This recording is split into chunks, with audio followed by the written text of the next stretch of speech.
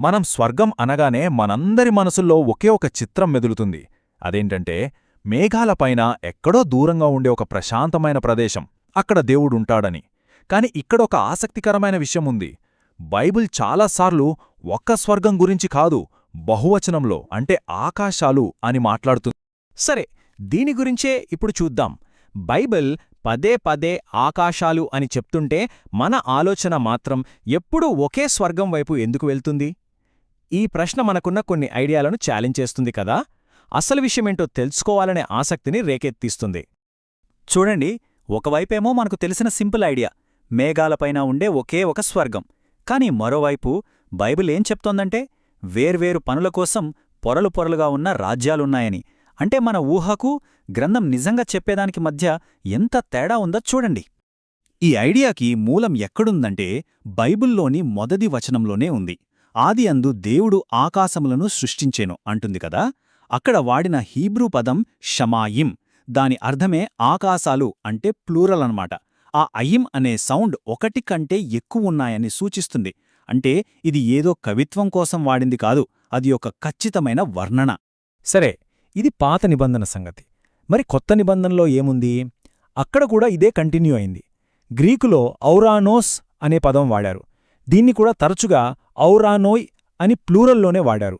చివరికి ప్రభూ ప్రార్థనలో కూడా పరలోకమందున్న మా తండ్రి అన్నప్పుడు కూడా అక్కడ కూడా బహువచనమే.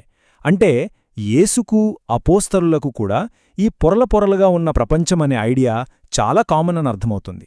సరే, మన ప్రయాణం మొదటి ఆకాశంతో మొదలుపెడదాం.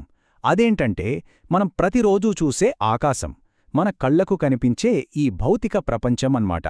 మనందరికీ బాగా తెలిసినది. బైబిల్లో మొదటి ఆకాశం గురించి ఎలా చెప్పారో చూస్తే ఇది మన చుట్టూ ఉన్న వాతావరణమని క్లియర్గా అర్థమవుతుంది. ఆకాశంలో ఎగిరే పక్షులు, కురిసే మంచు, పంటలకు పడే వర్షం ఇవన్నీ మొదటి ఆకాశానికి సంబంధించినవే. ఇక్కడొక ముఖ్యమైన విషయముంది. ఈ మొదటి ఆకాశానికి 2 రకాల స్వభావాలున్నాయి. ఇది దేవుడి ఆశీర్వాదాలకొక మార్గం, అలాగే ఆయన తీర్పుకు కూడా ఒక మార్గం. ఎలాగంటే మంచి పంటల కోసం దేవుడు ఆకాశపు కిటికీలు తెరిచి వర్షం పంపిస్తాడు. అదే సమయంలో నోవహు కాలంలో ప్రపంచాన్ని ముంచేయడానికి కూడా అవే కిటికీలను తెరిచాడు. ఏలియా కథ దీనికొక అద్భుతమైన ఉదాహరణ. ఆయన ప్రార్థించినప్పుడు ఏకంగా 3.5 సంవత్సరాలు ఆకాశం మూసుకుపోయి వర్షం పడలేదు. మళ్ళీ ఆయన ప్రార్థించినప్పుడే ఆకాశం వర్షాన్నిచ్చింది. దీన్ని బట్టి ఏం తెలుస్తోందంటే మొదటి ఆకాశం కేవలం ఒక సైలెంట్ బ్యాక్గ్రౌండ్ కాదు, అది స్పిరిచువల్ విషయాలకు రెస్పాండ్ అవుతుంది. అంటే మన భౌతిక ప్రపంచానికి, ఆధ్యాత్మిక ప్రపంచానికి ఎంత కనెక్షన్ ఉందో చూడండి. సరే, ఇప్పుడు మనం కంటికి కనిపించే మొదటి ఆకాశం నుండి కంటికి కనిపించని ఒక ఆధ్యాత్మిక ప్రపంచంలోకి వెళ్తున్నాం. అదే రెండవ ఆకాశం. దీన్ని ఒక యుద్ధభూమి అని చెప్పొచ్చు. ఇక్కడ మన ఆలోచనా విధానంలో ఒక పెద్ద మార్పు రావాలి. పౌలు ఈ ఆధ్యాత్మిక యుద్ధం గురించి చాలా క్లియర్గా చెప్పారు. మనం పోరాడేది మనుషులతో కాదు, కానీ ఆకాశ మండలాల్లో ఉన్న దురాత్మల సమూహాలతోనన్నారు. అంటే మన ఫైట్ మనుషులతో కాదు, కంటికి కనిపించని శక్తులతో అన్నమాట. దానియేలు 10వ అధ్యాయంలో దీనికొక పర్ఫెక్ట్ ఎగ్జాంపుల్ ఉంది. దానియేలు ప్రార్థన చేయడం మొదలుపెట్టగానే దేవుడు ఒక దేవదూతను జవాబుతో పంపించేశాడు. కాని ఆ దూత 21 రోజులపాటు పారసీక అధిపతి చేత అడ్డుకోబడ్డాడు. ఆ తర్వాత ప్రధాన దూత అయిన మిఖాయేలు వచ్చి సహాయం చేస్తేగాని ఆ మెసేజ్ దానియేలుకు చేరలేదు. చూశారా, ప్రార్థనలకు జవాబులు ఈ రెండవ ఆకాశంలో ఎలా ఆలస్యమవుతాయి? ఇంతకీ ఈ రెండవ ఆకాశం ఎక్కడుంది? బైబిల్ ప్రకారం సాతానును వాయుమండల సంబంధమైన అధిపతి అని పిలుస్తారు. అంటే ఈ రెండవ ఆకాశం, ఈ స్పిరిచువల్ అట్మాస్ఫియర్ అతని కంట్రోల్లో ఉండే ప్రాంతమన్నమాట. పాతకాలంలో పెద్ద పెద్ద సామ్రాజ్యాలు కూడా ఈ రెండవ ఆకాశంలోని శక్తుల ప్రభావంలో ఉన్నాయి. బాబిలోన్ వాళ్లు నక్షత్ర దేవతలను పూజించారు. ఈజిప్టులో రా, హోరస్ వంటి ఆకాశదేవతలు, గ్రీసులో జూస్. ఇలా వీళ్ళంతా ఈ రెండవ ఆకాశంలోని శక్తుల నుంచే గైడెన్స్ కోరుకున్నారు. అంటే ఆ శక్తులు చరిత్రను కూడా ప్రభావితం చేశాయి. ఇక్కడొక హెచ్చరిక, సాతాను వెలుగుదూతలాగా కూడా కనిపించగలడని బైబుల్ చెప్తోంది. అంటే రెండవ ఆకాశం నుంచి కొన్ని నకిలీ అద్భుతాలు కూడా జరగొచ్చు. మనకు కలిగే ప్రతి అతీంద్రియ అనుభవం దేవుడి దగ్గర్నుంచే వచ్చిందని అనుకోకూడదు. అందుకే వివేచన చాలా చాలా ముఖ్యం. సరే, మొదటి ఆకాశం చూశాం, రెండవ ఆకాశమనే యుద్ధభూమిని దాటాం. ఇప్పుడు మనం ఈ కథలో క్లైమాక్స్కు చేరుకుంటున్నాం. అదే మూడవ ఆకాశం. దేవుడు నివసించే పవిత్రమైన ఎలాంటి కల్మషం లేని ప్రదేశం. బైబిల్లో దీని గురించి అపుస్తలుడైన పౌలు చాలా ప్రత్యేకంగా చెప్పారు. క్రీస్తునందున్న ఒక వ్యక్తిని నేనెరుగుదును, అతను మూడవ ఆకాశానికి కొనిపోబడ్డాడు అని చెప్తూ అక్కడ చెప్పడానికి వీలుకాని మాటలు విన్నాను అన్నారు. ఆ మాటలు ఎంత పవిత్రమైనవంటే వాటిని మనుషులు పలకకూడదు, వాటిని వర్ణించడానికి మన భాష సరిపోదు, అంత అద్భుతమైన అనుభవం అది.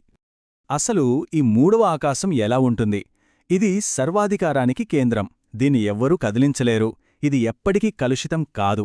అక్కడే పెద్దలు తమ కిరీటాలను దేవుని ముందు ఉంచి ఆరాధిస్తారు.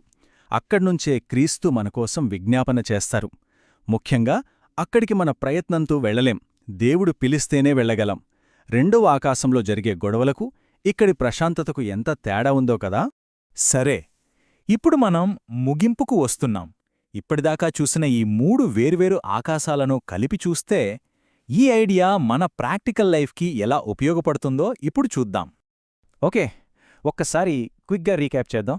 మొదటి ఆకాశం మన కళ్ళకి కనిపించేది, ఆశీర్వాదాలకు తీర్పుకు ఒక మార్గం. రెండో ఆకాశం కంటికి కనిపించని యుద్ధభూమి, ఇక్కడ సంఘర్షణ మోసముంటాయి. ఇక మూడవ ఆకాశం దేవుని సింహాసనం ఉండే చోటు, అధికారం పవిత్రతకు కేంద్రం. ఇది మనం ఇప్పటిదాకా నేర్చుకున్నదానికి ఒక మంచి సమ్మరి. అంటే సింపుల్గా చెప్పాలంటే మనం జీవించేది మొదటి ఆకాశం కింద, మన ప్రార్థనలో వెళ్ళేది రెండవ ఆకాశం గుండా, మన నిరీక్షణంతా ఉండేది మూడవ ఆకాశం మీద. ఈ ఒక్క వాక్యం మన లైఫ్కి ఒక గైడ్లా పనిచేస్తుంది. ఇదంతా తెలుసుకోవడం ఎందుకు ఇంత ముఖ్యం అనే ప్రశ్న రావచ్చు. ఎందుకంటే రెండవ ఆకాశంలో ఒక యుద్ధం జరుగుతోందని తెలియకపోతే మనం దానికి సిద్ధంగా ఉండలేం. యుద్ధాన్ని పట్టించుకోకపోతే శాంతి రాదు, అది మనల్ని ప్రిపేర్ అవ్వకుండా చేస్తుంది అంతే. చివరిగా ఒక ప్రశ్నతో ముగిద్దాం. మన రియాలిటీ ఇలా పొరలు పొరలుగా ఉన్నప్పుడు, మనం చూస్తున్న ఈ ప్రపంచంలో జీవిస్తూ మనం చూడలేని ఆ యుద్ధాన్ని ఎలా ఎదుర్కోవాలి? ఈ అవగాహన మన ఆధ్యాత్మిక జీవితాన్ని ఎలా మార్చాలి? దీని గురించి ఆలోచించండి.